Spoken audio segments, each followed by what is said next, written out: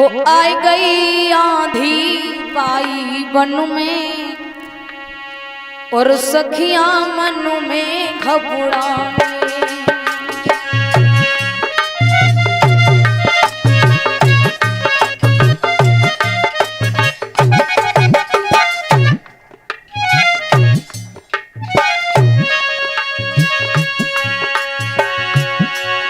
अरे मन में घबरानी सहेली दिल में घबरानी आई गई वो आई गई आंधी भाई वन में सखियां मन में घबरानी।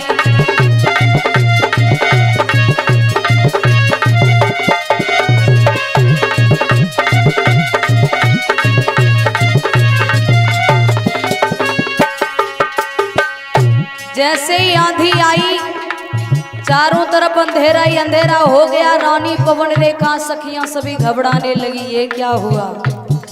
घूमने आए थे लेकिन यहाँ तो अंधकार ही अंधकार है।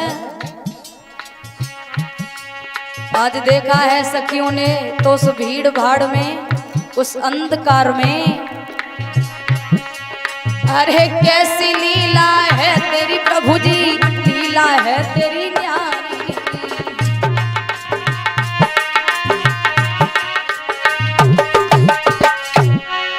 और पाई भयानक आंधी में सब बिछुड़ी सखियां प्यारी,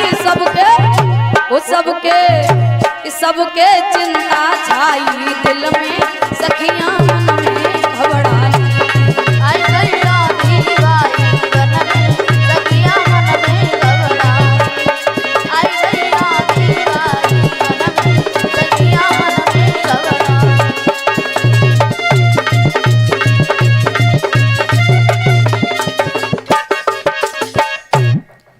उसी वन में जाते ही रानी पवन रेखा सखियों ने जैसे ही कदम रखा तो आंधी आ गई। उसी भयानक आंधी में सखियां पवन रेखा से जुदा हो गई, बिछुड़ याद करके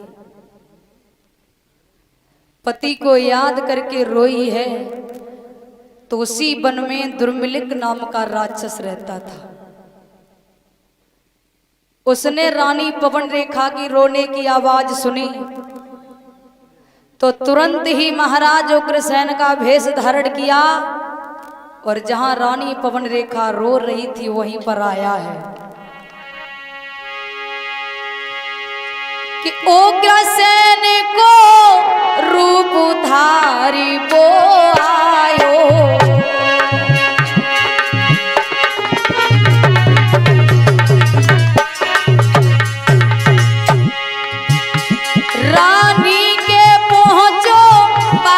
बचन फरमायो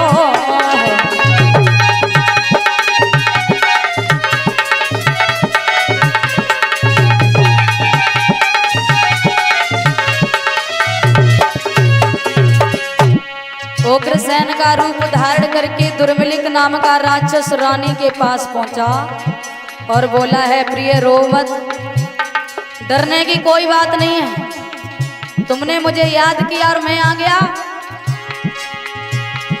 महाराज दुष्ट ने हंस की दैया बात, अरे दिल में धारो धीर, दिल में धारो धीर के रानी कर ले मुझसे प्यार, दिल में धारो धीर।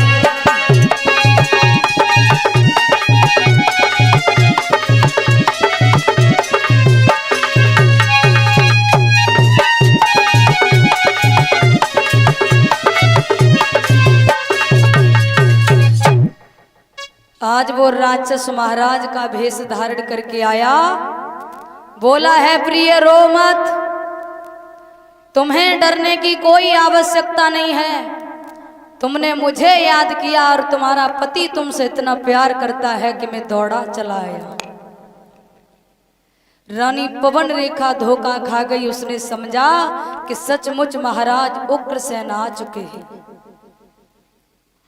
आज रानी महाराज से लिपट गई। महाराज उग्रसेन का भेष धारण कर। और ऐसा ही नहीं, श्री सुखदेव जी कहते हैं राजन परीक्षित, जिस समय रानी पवन रेखा के समक्ष में वो दुर्मिलिक नामक राक्षस आया है, अपने भेष में आकर खड़ा हो जाता है। रानी देखती है तो देखते ही उसकी आंखें लाल पीली हो जाती है। कहने लगती है, रे दुष्ट। रानी पवन रेखा आंखों में आंसू लेकर के बोली है, दुष्ट अरे पापी मरे जा तू चंडाल, अभागे धर्म बिगारो मेरो।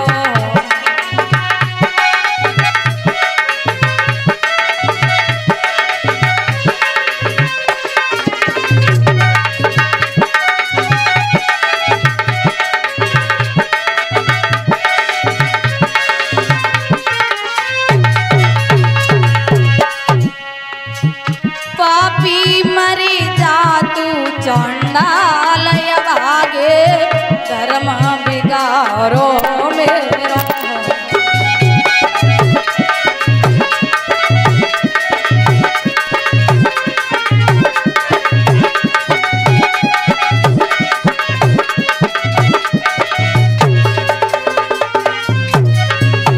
और रानी बोली है, दुष्ट मेरो बन गयो पति सगो है, तिने मेरे संग दगा करो है। मेरा बन गयो पति सगो है, तिने को संग दगा करो है। अरे मेरो बन गयो पति सगो है, तिने मेरे संग दगा करो है।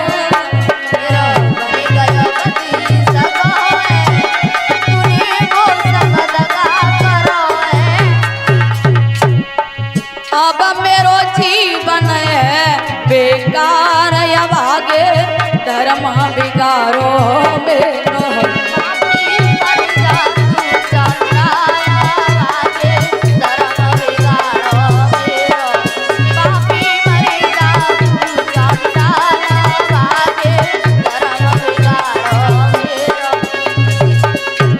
बोली है रानी पवन रेखा, और दुष्ट पापी, मेरा सगा पति बन के तूने मेरे साथ में इतना बड़ा धोखा किया, इतना बड़ा छल किया। अब तो मेरा जीना ही व्यर्थ है। मेरा पतिव्रत धर्म नष्ट हो गया तो मुझे जीने का कोई अधिकार नहीं है। और बोली है, मैं पहले जान जो लेती, ते श्राप भस्म कर देती। पहले जाने चलेती, ते श्राप भस्म कर देती।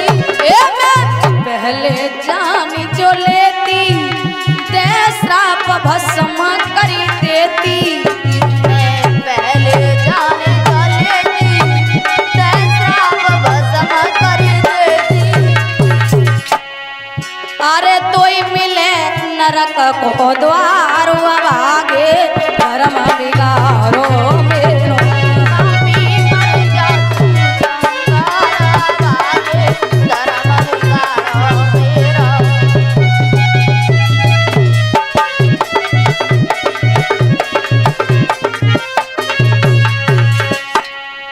बोली है रानी पवन रेखा, मुझे बस एक ही चिंता है, जब मैं यहाँ से जाऊंगी तो परमात्मा मुझे पूछेंगे कि तूने क्या क्या कर्म किए, कितने अच्छे कितने बुरे किए, तो क्या जवाब दूंगी। अरे मेरे मन में यही परे को वो बहकुर मांगे गो लेखो मेरे। यही परे को वो मैं गुरु मांगे गोले को। ए मेरे मन में यही परे को वो गुरु मांगे गो लेखो। यही परे को वो मैं गुरु मांगे गोले को। अरे रानी करी रही सोच विचार, अभागे धर्म बिगारो मेरो। पापी मर जा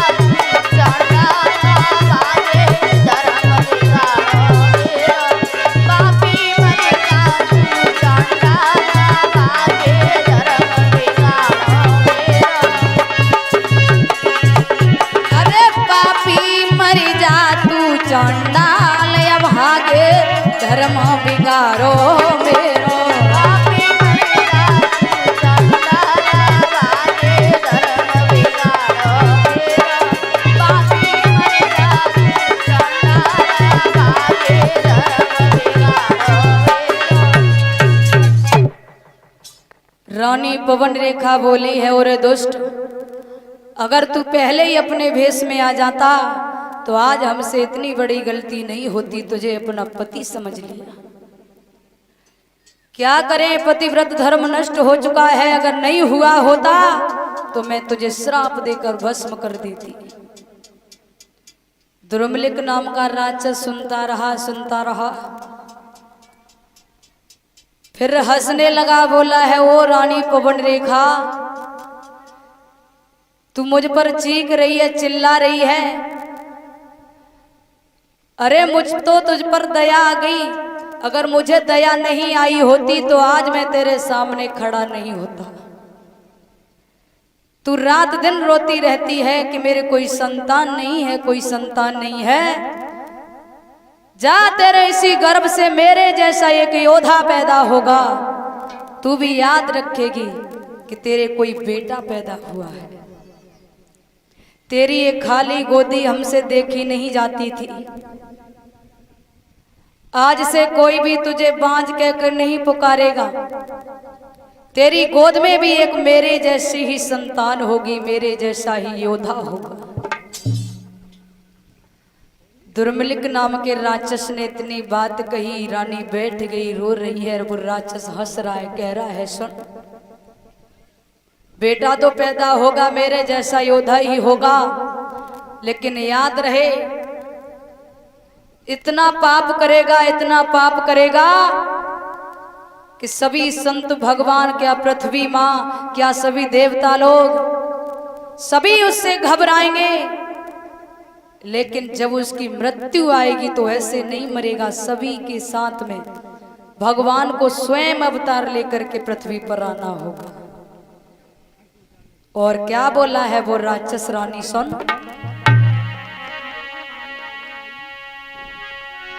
अरे मेरे समान योद्धा होगा, मेरे समान योद्धा होगा, कोई भी जीत ना पाएगा, रे मेरे समान योद्धा होगा।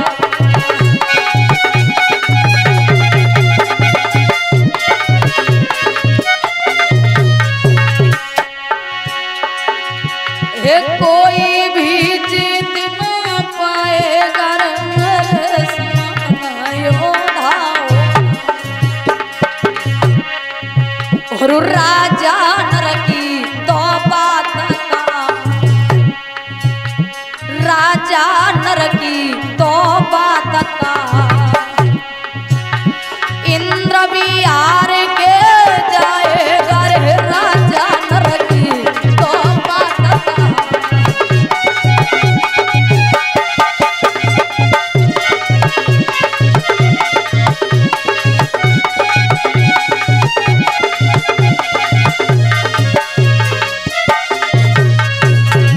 राक्षस बोला है, रानी पवन रेखा, मेरे जैसा योद्धा तेरे इस गर्भ से पैदा होगा।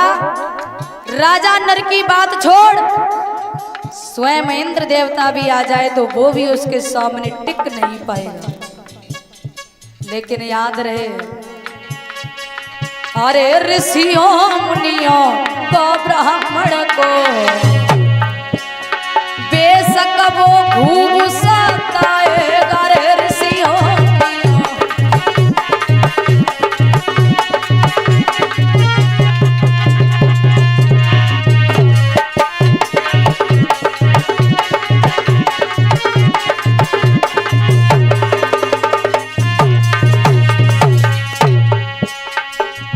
ऋषियों को, ब्राह्मणों को, साधु संतों को, भक्तों को बहुत सताएगा। लेकिन अरे परिध्यान रहे इतनो रानी, ये परिध्यान रहे इतनो रानी, भगवान से मुक्ति पाए रे परिधान रे तनो रानी।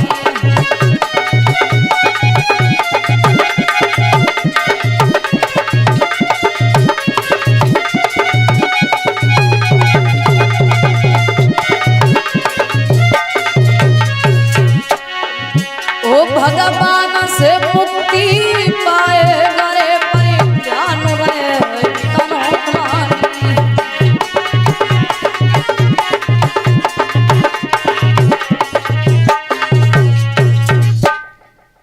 राक्षस ने कहा रानी याद रहे, बेशक वो ऋषियों को, ब्राह्मणों को, साधु संतों को, देवताओं को, मां पृथ्वी को बहुत सताएगा, लेकिन याद रहे सबको बेशक खूब सताए, लेकिन जब उसकी मृत्यु आएगी तो स्वयं भगवान को अवतार लेकर उसके लिए आना होगा।